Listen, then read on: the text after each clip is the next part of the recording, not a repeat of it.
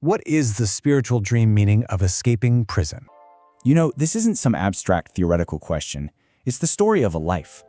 See, the answer isn't a theory. It's a person. Harriet Tubman. She didn't just escape slavery. Her entire life is a living, breathing dream interpretation. I mean, she was literally born into a cage, beaten before she could even walk steadily. This wasn't some kind of metaphor for her. This was the brutal, day-in, day-out reality of her world right from her very first breath. When she was just a child, an overseer threw a 2-pound lead weight. It was meant for someone else, but it hit Harriet. It crocked her skull, and that injury, it caused seizures for the rest of her life. But instead of surrendering, she turned that wound into a portal. Yeah, those seizures, they brought visions. And we're not talking about blurry images. We're talking vivid, directive, unmistakable messages from God. That's what she called them. Every single escape route she would later use was first walked in a dream. So, in 1849, she listened. She obeyed the first one and escaped, all alone.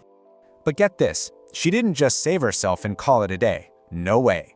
She went back, over and over. 19 times, she walked right back into the lion's den. Guided by those dreams, she led over 70 people to freedom. Her internal compass, born from trauma and divine vision, it defied all rational explanation. Her focus was absolute. Her life wasn't just some rebellion, it was the flawless execution of dream-led directives. Okay, so if her life is the interpretation, let's talk about your dream. Because this isn't just a history lesson. This is about why your own mind is staging an intervention right now. And I'm serious, this is not a rhetorical question. It is a diagnostic one. So what part of you is still imprisoned? See, your subconscious mind is staging an intervention. While your waking mind has gotten used to the cage, it's normalized it, used logic to justify staying put, your sleeping mind refuses to cooperate. Your soul is screaming louder than your logic. And a lot of times, this dream surges when we feel trapped in our relationships. You know, when those boundaries get blurry, that state of enmeshment, or when you've been performing a version of yourself for so long, people-pleasing, hiding who you are, that your authentic self just starts screaming from underground. But here's the crucial point. This dream is not something to fear. It is a spiritual summons. Think about it. Across almost every single spiritual tradition, what is the core metaphor for awakening? It's breaking free from confinement. So let's be absolutely clear. Stop thinking of this as just an anxiety dream. It is not a prediction of disaster or a warning that you're going to fail. It is a divine call to action, an invitation to your own liberation. It's an urgent, non-negotiable request from your soul to begin your own escape. So what do you do with that invitation? You accept it. You have to, because your entire being has already reached a verdict. Let's go back to Harriet. She didn't wait for conditions to be perfect. She didn't ask anyone for permission. She obeyed the dream. And neither should you. This dream means your subconscious, your body, and your spirit are in unanimous agreement. Something in your life must change now. Part 2. Look, if you've had the prison dream, the big question isn't that it happened. It's which specific version showed up for you. Yeah, your dream didn't just show you a prison, it was a specific one. And believe me, those details, they're anything but random. They're a map. Every single variation is a different door your subconscious is practically begging you to open. So let's start with the first set, dreams that are all about the act of escape. Okay, so if you dreamed you escaped and you actually got away, that holds incredible power. I mean, this is one of the most spiritually affirming dreams you can possibly have. Why? Because your psyche, it's already made the decision for you. It's screaming that something in your real waking life has to end. But listen, this isn't a party. It's a dress rehearsal. So let's get real for a second. What is it? What's that one thing you've been calling complicated when, if you're being honest, the word is suffocating? I want you to write it down right now. Give it a name. Because that's the very first step to turning that dream rehearsal into your reality. Now, this next one, it stings. I know, but it is so, so crucial. Dreaming you try to escape, but you fail. This dream isn't pointing to some enemy out there. It's holding up a mirror to the saboteur inside of you. It's a core belief, probably one you don't even realize is there, whispering in your ear that you just don't deserve to be free. And you need to know that belief is a damn liar. You have to understand your subconscious is watching you. It's testing you. It wants to know, are you serious this time? So here's the task. Pinpoint that exact moment where you always pull back, right before you have a breakthrough. Got it? Okay, now take one small, concrete action you've been avoiding. You have 48 hours. It's time to show up for yourself. Okay, what about dreaming you escape, only to be immediately recaptured? Sound familiar? You are not unlucky. You're running a program. It's that cycle you know so well, right? You quit the toxic job, and the next one is its identical twin. You finally end that damaging relationship, only to walk right into the same pattern with a different face. This dream isn't punishing you. It's a giant, flashing neon sign showing you the loop so you can finally break it. I'll say it again. You are not unlucky. You are running a program. So let's map it out. Think about your last 3 major disappointments in life. What is the one single theme that connects all of them? Find that thread, because once you see the code, you gain the power to rewrite it. All right, now let's shoot gears and talk about the next theme, the people in your cell. What if you dream you're escaping, but you're with someone else? This is pointing to a critical alliance, a friendship, a partnership, a sisterhood. Whatever it is, that person's freedom is energetically tangled up with yours.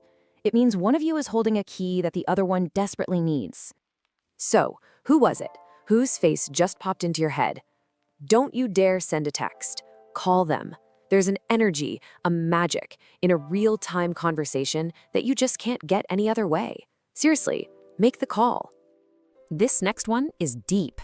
Dreaming you escape, and then you're hit with this wave of guilt. That feeling, it's a huge signal. It means you've internalized this toxic idea that your freedom comes at someone else's expense, that someone in your life has somehow made you responsible for their emotional survival. You've been taught to believe your freedom will hurt them. Let me be clear, it will not. So let's ask the question, whose disapproval are you most afraid of? Whose voice is that, really, in the back of your head? I want you to name them. You don't have to go confront them tomorrow. This isn't about that. This is about clarity. It's about seeing exactly who has taken up unauthorized residence inside your conscience. And then there's this one, dreaming of helping everyone else escape, but you stay behind. This is the dream of the liberator who forgot to liberate herself. I call it the Harriet Tubman dream. It belongs to every woman who has poured every last drop of her energy into others, only to leave her own soul locked away in solitary confinement. You're a freedom fighter who has completely forgotten about her own freedom.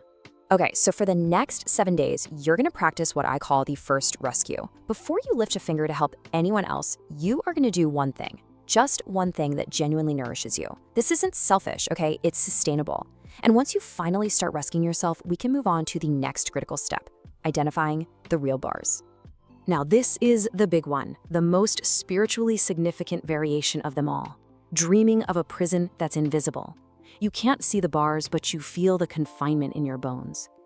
When this happens, your spirit is screaming at you that the prison isn't out there. It's in here. It's a belief system, a generational pattern, a story you were handed down before you were even old enough to ask if it was true. So it is time for a beliefs audit.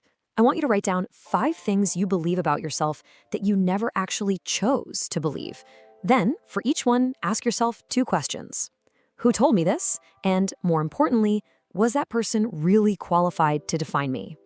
This next dream is an incredibly urgent wake-up call because it targets the very walls we are least likely to question.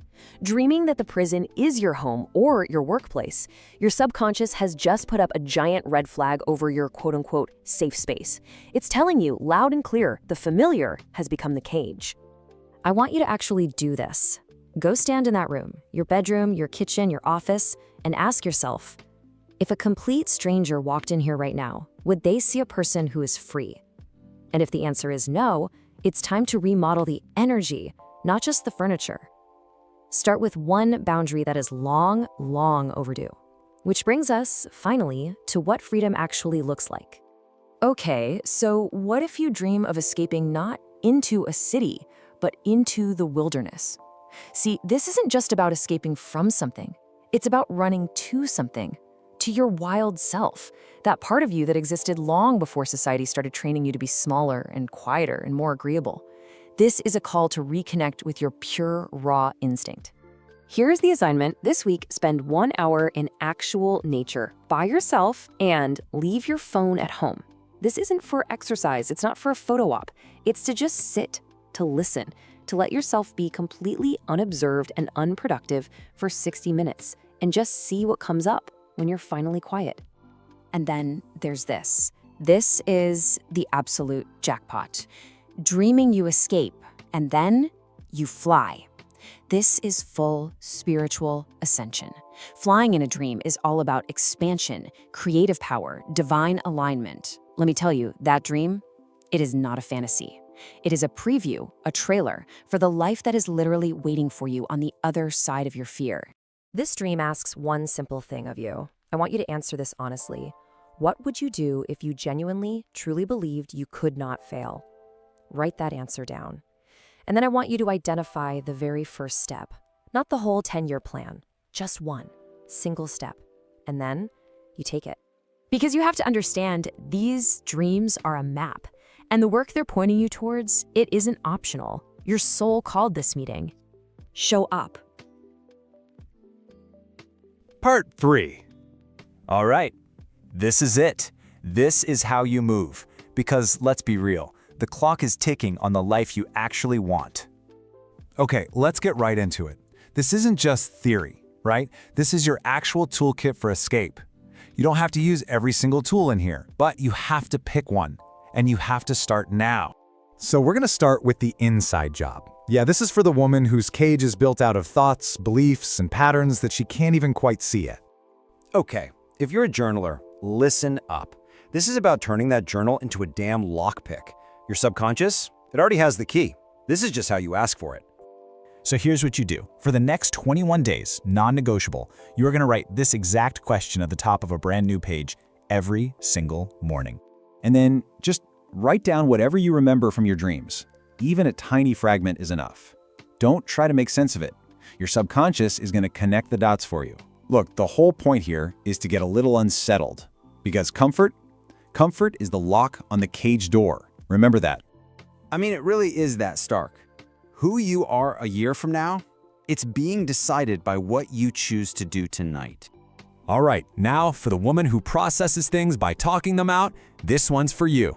That silence you've been sitting in, it's been making the bars of your cage stronger. It is time to break it. Here's the plan. Find one person you trust completely, and have them ask you only these 3 questions. Their only job is to listen. That's it. No advice, none. You want to know why? Because actually saying these things out loud to another person, it literally rewires your brain in a way that just thinking them alone never ever will. Don't get it twisted. The silence isn't just a symptom of being in the cage. It's the very thing that's making the bars permanent. Okay, now for the spiritual woman, the one who's looking for guidance from something bigger. Harriet Tubman, one of the greatest escape artists in history, she called this consulting God. So what are you going to call it? Yeah, this is not about passively waiting around for an answer. This is active. Before you go to sleep tonight, write down this specific intention. Show me where I am not free. The second you wake up, before you check your phone, you write down whatever came to you. An image, a feeling, just a single word. Doesn't matter. And then you ask, what is being asked of me? Look, you already know something's gotta give. The invitation has been sent. This is the universe, God, your own damn soul, whatever you want to call it, asking you point blank, are you ready to RSVP? Okay, let's switch gears. We're moving from the internal stuff to the external, from insight to actual action. This is for the woman who is just ready to do something, now. So if you're that high performer, the strategist, the woman who loves a good spreadsheet, you need to listen to this. Because it is totally possible to be insanely busy and completely imprisoned at the same time. Okay, so we're gonna do a 2-column audit. Simple. On the left, you write walls. This is where you list everything that's boxing you in. Every commitment, relationship, belief, you name it. On the right, doors. This is every single opportunity, every person, every potential change you've been conveniently ignoring. And you have to be brutally honest here. And here is the rule. It is absolutely non-negotiable. You have 72 hours. That's it. 3 days to take one real, concrete action on something from that do's list. Send the email, make the damn call, book the appointment. One tangible step. Because let's be clear, you can optimize your schedule all day long. You can be the most efficient person in your cage. It doesn't change a thing. You're still captive. All right, this is for the caregivers, the mothers, the women who hold it all together for literally everyone else. You know those pre-flight safety instructions? Yeah, you've been ignoring them for years. So this week, here's your mandate. You are going to identify 3 things that brought you, and only you, deep personal joy. I'm not talking about family joy, not productive joy, your joy. Then you pick one, and for 30 minutes, just 30 minutes, you are going to do it. No guilt, no justifications. And don't you dare think for a second that this is selfish. You know what? Saving yourself is the single greatest gift you can possibly give to the people who depend on you. Your wholeness, that is their inheritance. So, there you have it. This is it. This is not a drill. This is not a dress rehearsal. This is the moment. The escape begins right now. You know, the women who actually changed their lives, they aren't the ones who had it the easiest. Not at all.